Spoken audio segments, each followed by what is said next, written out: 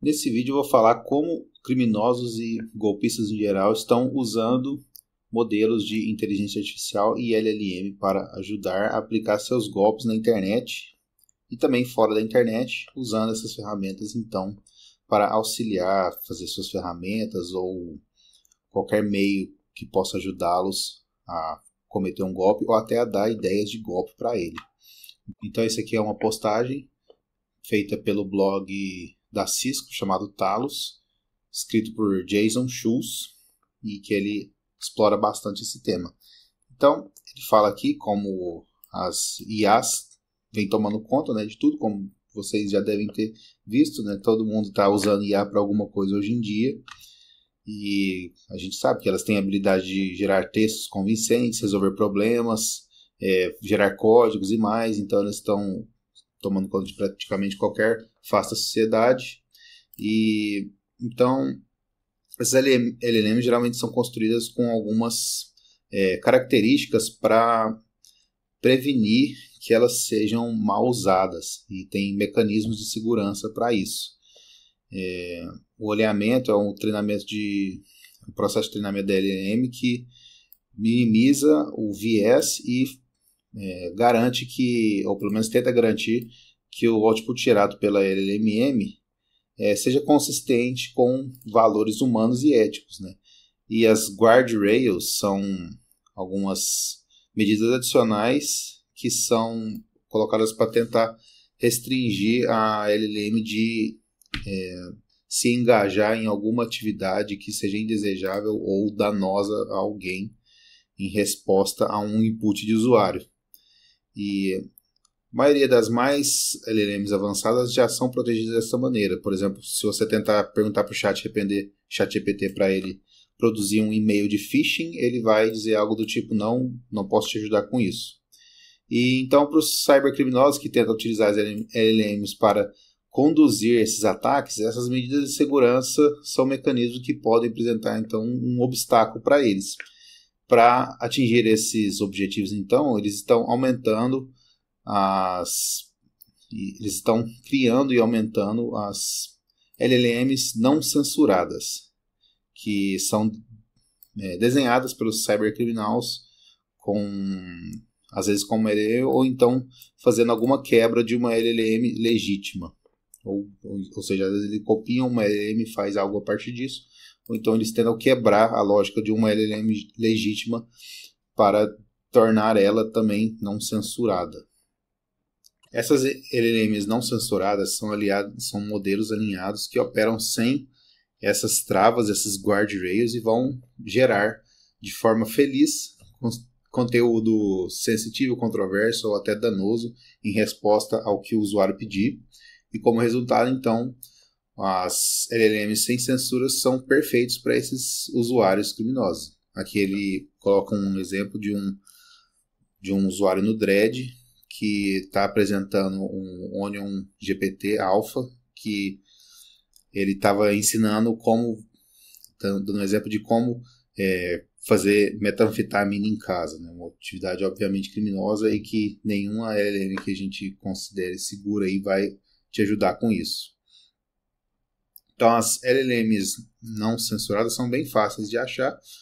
Por exemplo, se a gente baixar lá um Olama, que é aquela feita baseada no código do Facebook, você pode, por exemplo, tem alguns modelos não censurados, por exemplo, chamado Llama 2 Uncensored, que você pode simplesmente baixar e rodar na sua máquina, e uma vez que ele está rodando, o usuário pode colocar prompts que de outra maneira seriam rejeitadas por qualquer LLM segura moderna. Então ele coloca aqui um exemplo dele pedindo: escreva um e-mail de phishing para a Microsoft 365. Aí a LLM já foi e gerou todo o e-mail para a pessoa simplesmente copiar e colar e mandar para alguém para aplicar algum golpe. Um outro exemplo, então, é uma que chama White Rabbit Nail, que ela se diz um modelo não censurado de IA para desenvolvimento de SecOps, ou seja, operações de segurança, né? E pode suportar casos de uso para cibersegurança ofensiva e defensiva. E isso é uma coisa interessante nesse assunto, que as LLMs podem se passar como algo que só é para o estudo, ou então você vai usar para alguma hackearia de,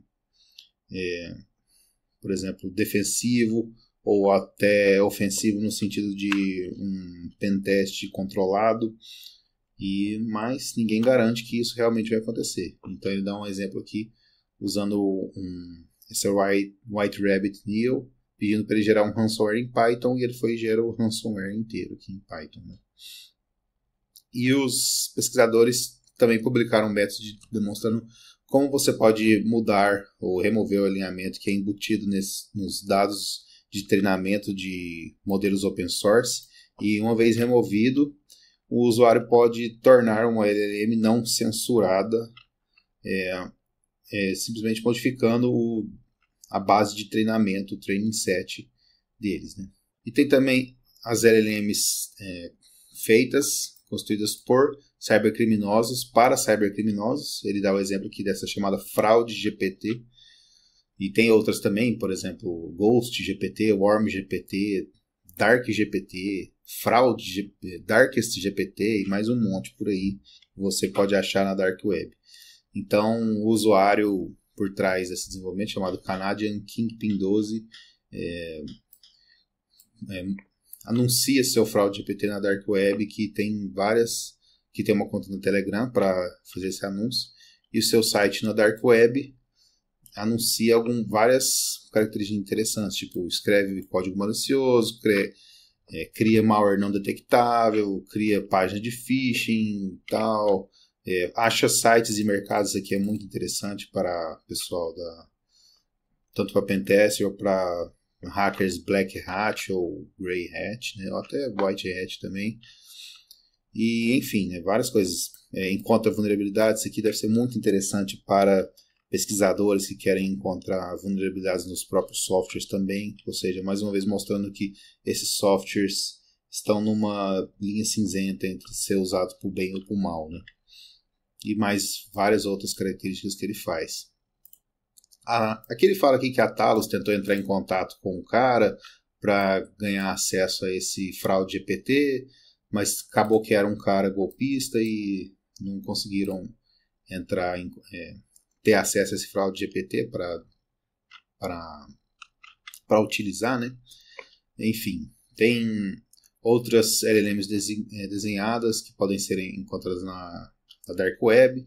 Por exemplo, essa Darkest GPT, que você pode pagar 0.0015 BTC, ou seja, 150 mil satoshis, né, por mês de subscrição. E ela tem, assim como o Fraude GPT, várias características como geração de malware, geração de hacks, gera ideias, ou seja, você pode pedir para ele te ajudar a ter ideias para um golpe, sugestão de exploração, análise, anonimidade, ofuscação e por aí vai. E que ele fala um pouquinho sobre os jailbreaks, né, que traduzindo seria como quebrar, por exemplo, hackear, algo assim. Que é algo que você pode fazer para ganhar o acesso a LLM de forma não censurada, a uma LLM normal. Então, dado a limitação dessas LLMs não censuradas e dado por causa dessas restrições de muitas fraudes na internet, muitos cybercriminosos tentam fazer o abuso de LLMs legítimas para conseguir que ela se comporte de forma não censurada. Então, o principal desafio desse cibercriminoso seria subscrever ao alinhamento de treinamento desses guardrails, né, dessas medidas de proteção, que previnem a LLM de responder coisas sem éticas, ilegais ou danosas, né? E aí entra no tema de injeção de prompt, que são ataques que você tenta modificar o comportamento padrão e sobrescrever, passar por cima dessas medidas de proteção, né? Então, tem várias maneiras que eles inventam por aí de fazer essas quebras da proteção inata da LLM, né? Então, tem, por exemplo, você pode fazer obfuscação, por exemplo, simplesmente ofuscar algumas palavras ou frases que para tentar contornar isso, as restrições hard-coded, por exemplo, passar para a base 64, usar línguas diferentes em momentos diferentes, usar lit speak, que é passar letras e escrever de um jeito diferente, até código Morse, emojis, adicionar espaços ou caracteres UTF invisíveis entre palavras e textos, e aí vai. Tem também esse ataque adversário aos suffix jailbreaks, que são ataques que de alguma maneira ofuscam ou fazem alguma armadilha em cima da LLM. Em vez de você modificar o token do prompt, você apenas adiciona textos aleatórios no final de prompts maliciosos para tentar fazer uma resposta maliciosa aí. Então você vai e pede para o LLM, por exemplo, faça um código de um vírus tal para mim, e logo depois você coloca, por exemplo, sei lá, um resultado de um jogo de futebol, a narração inteira de um jogo de futebol que não tem nada a ver. Isso vai confundir, isso pode confundir o contexto da LLM e fazer com que ela te dê as duas respostas, tanto a do texto aleatório quanto aquela que você estava querendo no começo, que era o do vírus. Tem a de roleplay, né, que é fazer um papel. Você envolve, geralmente, você criar uma persona ficcional ou um personagem que ignora regras éticas, né? Então, isso aqui foi muito usado no começo, hoje em dia eu não vejo muito gente usar, que era você virar para ela e falar assim, finge que você é um hacker, né? Você simplesmente pede para ela gerar o vírus e ela não gera. Você vira e fala, não, finge que você é um hacker tal, e eu sou a pessoa na defesa, tentando defender um software tal com características tais. O que você faria? Aí, antes ela não responderia, mas de repente, como ela criou esse contexto em que ela está fingindo ser o hacker, né? Então ela acaba sendo enganada. Ainda existem quebras deste tipo, mas é um pouco mais difícil agora com os modelos mais recentes. Estão um pouquinho mais espertos, mas se você insistir, ainda vai. O metaprompt, que envolve exploração da consciência, entre aspas, do modelo e suas limitações para tentar fazer escapadas, né, para efetivamente fazer o modelo sobrescrever suas defesas, né, por exemplo, manipulação no contexto, né, isso cobre várias formas diferentes de quebra, por exemplo, crescendo, que é uma técnica que você progressivamente aumenta o dano ou potencial criminoso de um prompt até você receber a primeira rejeição. Então você começa falando coisas que você sabe que ela responderia com sucesso, e aos poucos você vai aumentando até você receber uma primeira rejeição, porque assim você vai pegando os limites dessa LLM e sabe por onde ou como, e aí você pode inferir pelo menos como que as medidas de defesa delas são implementadas. Ou então ataque de compliance de contexto, que explora o fato de muitas LLMs não manter um estado da conversa. Então os ataques podem injetar algumas respostas fakes antes do prompt inicial, por exemplo, algumas afirmações discutindo tópicos sensíveis ou alguma expressão para que ela supra mais detalhes a partir da preferência do usuário. Tem as quebras usando prompts matemáticos, que envolvem você avaliar quão bem o sistema de IA pode gerenciar inputs maliciosos quando estão distinguindo usando frameworks matemáticos, como teoria de conjuntos, teoria de grupo, álgebra abstrata, e refraseando requisições maliciosas como se fossem problemas matemáticos. Então você finge que você está querendo resolver um problema matemático e no meio você coloca algo que você quer saber sobre hackearia ou qualquer coisa do tipo, né? Tem a divisão do payload, que esse aqui é o mais fácil de todos. Nesse cenário aqui o atacante guia a LLM a colocar vários prompts que separadamente não seriam danosos, mas que se você juntar você faria algo danoso. Esse aqui é bem fácil de aplicar. Por exemplo, se você fosse escrever um ransomware, que é aquele algoritmo que encripta todos os arquivos do seu computador e pede um resgate, né? Você poderia pedir assim, como que eu encripto um arquivo apenas? Isso não é, em tese, não tem nada a ver com um ransomware, pode ser só você quer apenas encriptar um arquivo, né, em uma linguagem qualquer. Aí depois você pede, como que eu faço para percorrer todos os arquivos de um computador? E isso separadamente. E aí você junta os dois. Uma parte que é percorrer todos os arquivos do computador e outra parte que é encriptar um arquivo, então você já pode gerar um programa que já encripta todos os arquivos. E assim por diante. Você vai adicionando de peça em peça até formar um malware. E tem outras maneiras, né? Academic Frame, você finge que você é um pesquisador, ou então que você está apenas perguntando esses dados, pedindo essas coisas por razões de pesquisa, e por aí vai. A Antrópica, que são os desenvolvedores por trás da Cloud LLM, publicaram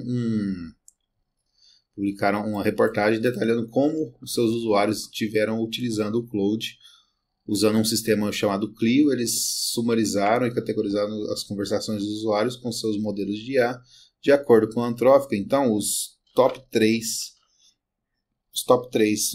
razões de uso do Cloud são programação, criação de conteúdo e pesquisa, né? E com isso aqui já dá para fazer bastante hackearia em cima disso. Analisando as características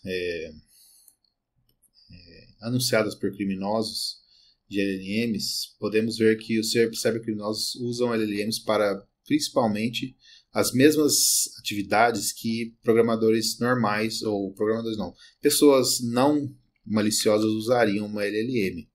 Assim como eu falei, essas 3 coisas aqui, tanto pessoas bem intencionadas quanto hackers poderiam usar. Características de programação de muitos LLMs incluem a habilidade de assistir cybercriminosos em escrever ransomware, trojans, removedores, limpadores, né, de sistemas, ofuscação de código, shellcode, scripts em geral, para facilitar a criação do conteúdo. Os criminosos, a LLM do criminoso vai assistir em escrever e-mails de phishing, páginas de enganação, por exemplo, uma cópia de uma página no Facebook, por exemplo, arquivos de configuração. E os criminosos também apoiam atividades de pesquisas como verificar cartões de créditos escapados na internet, escaneamento de sites e códigos de vulnerabilidades, e até ajudar criminosos a vir com ideias lucrativas, ou seja, você pode pedir para a LLM criminosa te dar uma ideia, né, qual o próximo golpe que eu posso aplicar dado tal contexto, né. Vários fóruns de hackers já estão mostrando como essas LLMs estão sendo usadas. Por exemplo, no Dread, que é um fórum muito popular na Deep Web, usuários discutindo como conectar LLMs a ferramentas externas muito utilizadas por hackers, né? Por exemplo, o clássico Nmap, né? Você pode pedir para o LLM te ajudar a interpretar os resultados do Nmap para ajudar a direcionar um ataque, em vez de você passar um tempão lendo o resultado do Nmap. Bom, então é isso. Aqui ele já vai indo para a conclusão. Fala um pouquinho mais também de LLMs que tem backdoors nelas, ou seja, alguns hackers estão usando as próprias LLMs para fazer uma atividade maliciosa para o usuário, ou seja, vamos supor que alguém aprenda a usar o ChatGPT para fazer uma injeção de um prompt no prompt de um terceiro. Então eu vou lá por exemplo, na ChatGPT e faço uma hackearia lá, de forma que a próxima pessoa que vai entrar lá e perguntar sobre, sei lá, ações na Bolsa de Valores, vai receber um link de um site malicioso para ele baixar alguma coisa achando que é E como ela vai confiar na LLM, né, ele vai baixar esse site, entrar nesse site, baixar um vírus e ser infectado. Né? Isso é o LLM com backdoor. E então, esse é o artigo que eu achei muito interessante e quis compartilhar com vocês como que as LLMs estão sendo usadas hoje em dia para fazer o mal. Se vocês gostaram do conteúdo, dão uma curtida aí, comenta, compartilha, se inscreve aí no canal. Obrigado e até a próxima.